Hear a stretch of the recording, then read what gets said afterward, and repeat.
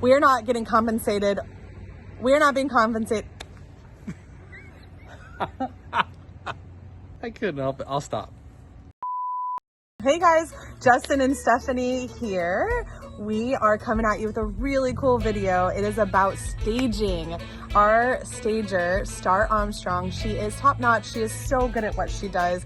She comes in and she transforms up space completely. I'm excited for you guys to see this one. There's a bird. He's just every so often. I'm excited for you guys to see this episode. It is about how we stage a property, start to finish. It's such an important part of staging and selling a home. It's kind of like the jewelry, you know, since we wear so much jewelry. Look, I literally don't even have my wedding ring on right now. I have no jewelry on, but it's like, well, put your wedding ring back on. I like staging because of the space. I cannot fully see the space until there's furniture in there, and then I can figure out, okay, I'm gonna sit there and watch the TV, or I'm gonna sit there and eat my meal. Staging is basically telling the buyer, this is where you could put your stuff and this is how you would use the space functionally. Starr is also so great because she comes in and she figures out what kind of scale the space needs. So she'll put a couch in there for a specific scale of the room to make it feel bigger, to make it feel smaller, because sometimes there's a really big space that we need to be made smaller. So she comes in, does all of that. She's so top notch. She has worked for HGTV shows before. She has staged so many houses. So I can't wait for you to see her process. She's so cool. We are not getting compensated. We are not being compensated. We are not being compensated whatsoever for this video. We just really love Starr. We love the service she provides. And so we just wanted to come out and do a full staging video for you. You will see in this video Gladys and baby and just the process of staging. Enjoy. I hope you enjoy the transformation.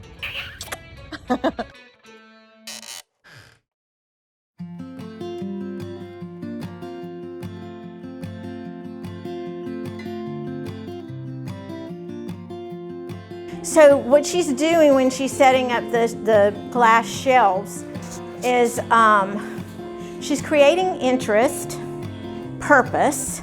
We want to show the purpose of the shelving. So this would be a typical place where you would keep cookbooks in the kitchen, but also it's a great place to keep just books for your library. We have a little bit of greenery, we have some books, we have some glasses or cups and things like that. So it just, I don't know, looks interesting to me. How about you?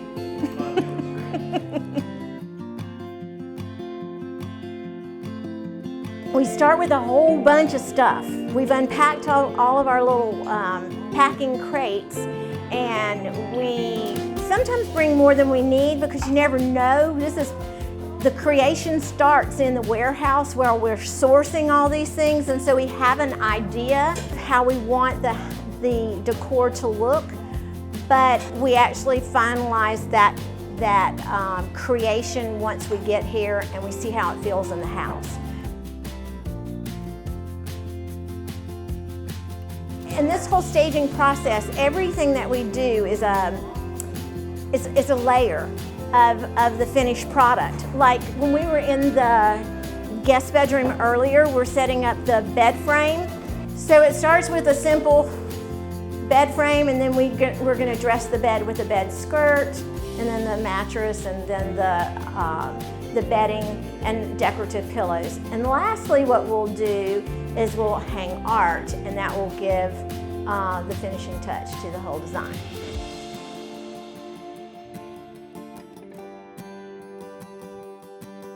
The dining room is one of the other focal points in a house. In my opinion, it's where the family gathers. We want to make sure that we're creating interest there when the prospective buyer is viewing the property. So what we use as a centerpiece, again, there's creativity there. Sometimes we use one single piece, but a lot of times we'll do what we call a vignette. So there's like lots of texture, there's varying heights, so it's visually interesting. And all of those small little details draw someone in to have a seat at the table and imagine themselves having a family meal and good conversation. We like to use neutral furniture many times when we're staging because first of all, it has universal appeal, which is another thing, but it also creates a calming effect. And then we'll pop things with color, and we use a lot of greenery to bring in natural elements.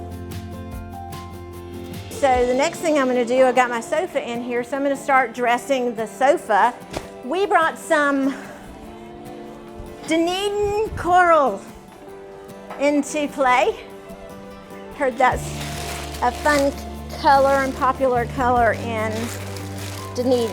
One of my favorites, absolutely.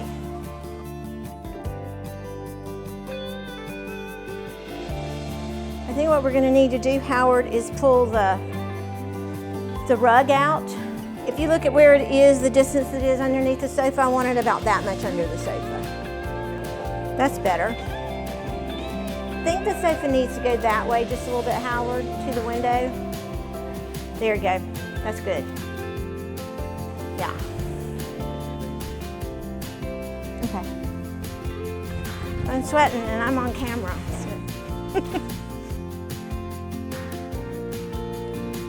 Can you get it just a tiny bit higher? That's good. So we like to hang some things and high up, give a big, just we're creating drama here. The larger piece makes it more impactful, and when you go up the ceiling, it's a little bit unexpected to have something that high. And the fact that it is, the two pieces are close together, the two art pieces are close together, they read as one unit, so we've really created just a much larger, impactful piece with the two pieces. And then that's what I mean by creating drama, because it's more impactful, it's unexpected. So the whole idea of staging is a little bit different than if we were designing for someone to live in the home. We are wanting to appeal to a broad spectrum of buyers when we're staging, and we're also telling people how they can use the space with furniture arrangement and properly scaled furniture for the size room. And then the other thing is that we are sometimes using less for staging than you would use for someone to live in their home.